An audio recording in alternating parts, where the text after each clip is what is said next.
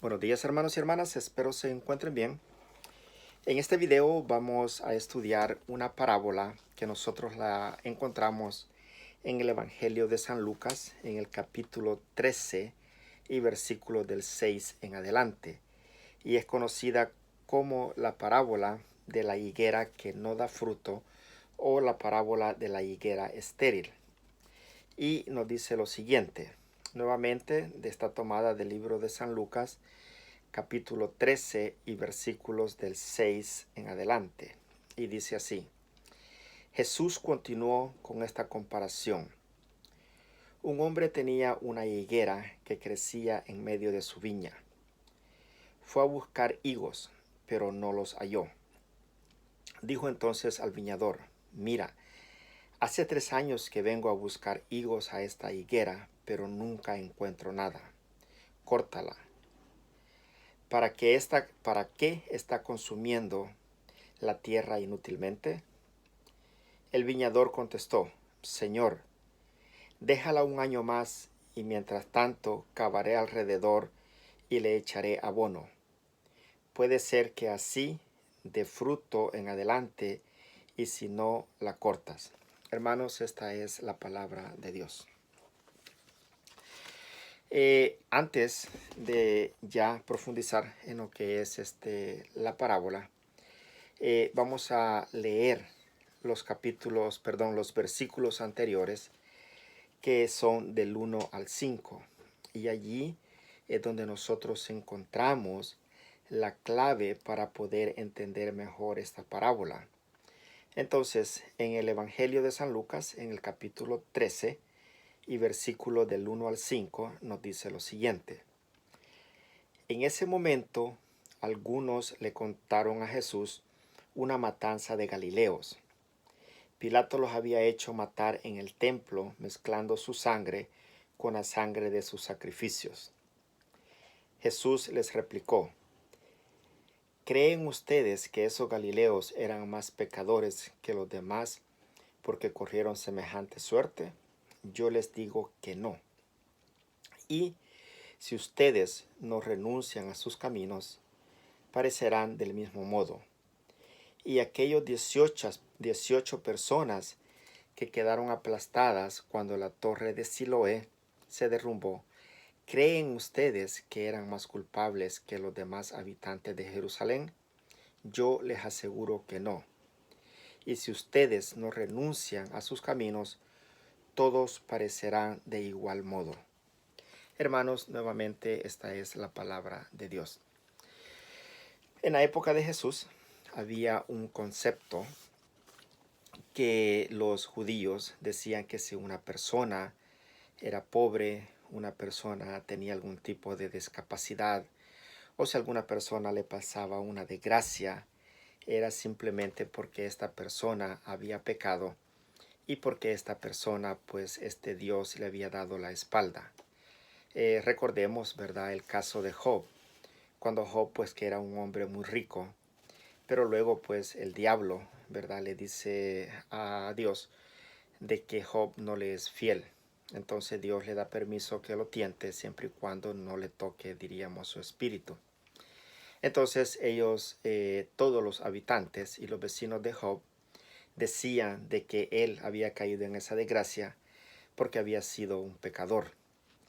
Entonces, si una persona tenía un tipo de desgracia, ellos decían que era porque esta persona había pecado. Y es por eso que en el versículo 1 del capítulo 13 del libro de San Lucas encontramos cuando nos dice: en ese momento algunos contaron a Jesús una matanza de Galileos. Pilato los había hecho matar en el templo, mezclando su sangre con la sangre de sus sacrificios. De acuerdo a los historiadores, lo que aquí sucedió, que este fue uno de aquellos acontecimientos o confrontamientos que hubieron entre los judíos y los romanos. Entonces, unos galileos en esta ocasión habían entrado al templo, y cuando ellos entraron al templo comenzaron a hacer unos sacrificios. Entonces los judíos se quejaron con Pilato, y Pilato mandó a los soldados y los mataron adentro del templo, mezclando la sangre de estos galileos con los sacrificios que ellos estaban haciendo. Entonces Jesús les dice: ¿creen ustedes, verdad, de que ellos eran, diríamos, más pecadores que los otros galileos? Luego Jesús le vuelve a contestar y le dice: y aquellas 18 personas que quedaron aplastadas cuando la torre de Siloé se derrumbó, ¿creen ustedes que eran más culpables que los demás habitantes de Jerusalén? Yo les aseguro que no. En esta ocasión, lo que pasa es de que cuando los judíos aceptaban hacer trabajo para los romanos, también no eran bien vistos por los otros judíos. Entonces lo que sucedió fue que en este lugar de Siloé, unos judíos estaban construyendo una torre, y esa torre en la construcción se desplomó y ahí mató a 18 personas. Entonces los judíos de ese tiempo creían que eso les había pasado porque le habían sido infiel a Dios. E incluso si nosotros vamos al libro de San Juan, en el capítulo 9 y versículo del 1 en adelante, vamos a encontrar que los apóstoles tenían este concepto de que si alguien tenía algún tipo de deficiencia, era porque ya sea que ellos o sus padres habían pecado. Y aquí en San Juan, en el capítulo 9 y versículos del 1 en adelante, nos dice lo siguiente: al pasar Jesús vio a un hombre que era ciego de nacimiento. Sus discípulos le preguntaron: Maestro, ¿quién ha pecado para que esté ciego, él o sus padres? Jesús respondió: no es por haber pecado él o sus padres, sino para que unas obras de Dios se hagan en él y en forma clarísima. Hermanos, esta es la palabra de Dios. Como vemos, hasta los apóstoles tenían ese concepto de que si alguien tenía algún tipo de deficiencia, era porque esta persona había sido una persona pecadora. Bueno, volviendo a la parábola de nosotros, ¿verdad? A la parábola que estamos estudiando el día de hoy, la parábola de la higuera estéril o la higuera que no da fruto. Esta parábola prácticamente nos habla del arrepentimiento. Y también es una parábola que estaba totalmente dirigida a aquellos judíos, estaba dirigida al pueblo de Israel, porque en esta ocasión es el pueblo de Israel aquella higuera que no da frutos. Vamos a recordar también de que la planta, la higuera, era la planta, bueno, que daba higos, y era una planta que significaba porvenir y mucho bienestar. Entonces la higuera daba 3 frutos 3 veces al año. Generalmente lo daba en abril, lo daba en el mes de junio, pero el higo más grande tendía a darlo más o menos por el mes de agosto. Entonces el que tenía una higuera o higos era una planta pues que le iba a dar frutos mucho tiempo. En la parábola nos dice de que esta higuera está naciendo en una viña, ¿verdad?